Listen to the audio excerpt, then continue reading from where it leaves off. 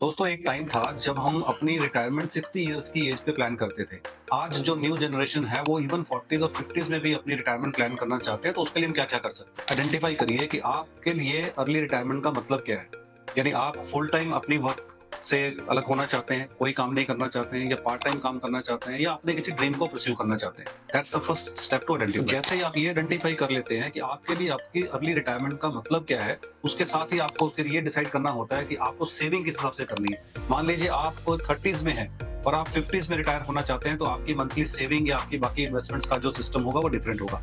ऐसे ही अगर आप 40s में हैं, 50s में हैं, आपकी रिटायरमेंट एज जो आप अपने लिए सोचते हैं ये डिसाइड करेगी कि आपका इन्वेस्टमेंट पोर्टफोलियो आज की डेट में क्या होना चाहिए। जैसे ही आप ये आइडेंटिफाई कर लेते हैं कि आपको किस एज में अपनी रिटायरमेंट प्लानिंग करनी है, तो उसके बाद आप ये डिसाइड करते हैं कि आप इन्वेस्टमेंट अपनी कहाँ करेंगे। आपका जो पोर्टफोलियो है वो डाइवर्सिफाइड होना चाहिए। कुछ पैसा आपका एफडी में होना चाहिए एज इमरजेंसी फंड, कुछ पैसे में स्टॉक्स, बॉन्ड्स और गोल्ड में भी इन्वेस्ट करना पड़ेगा ताकि आपका पैसा अच्छे से ग्रो कर सके।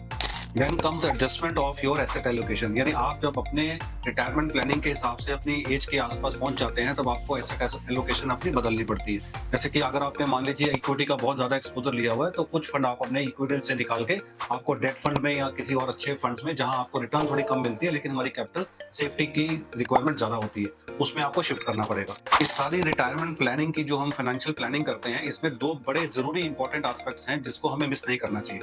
पहला होता है हेल्थ इंश्योरेंस, जो हमारी सारी जो सेविंग है उसको प्रोटेक्ट करता है, तो अपने आप को एडिक्वेटली हेल्थ इंश्योरेंस लेके रखना बहुत जरूरी होता है। Second is term insurance. अगर किसी वजह से अनएक्सपेक्टेड रीजन से किसी की डेथ हो जाती है, तो आपकी फैमिली को कम से कम उतना पैसा मिलना चाहिए कि वो आगे आने वाले 15 से 20 साल में इंडिपेंडेंटली सर्वाइव कर जाए।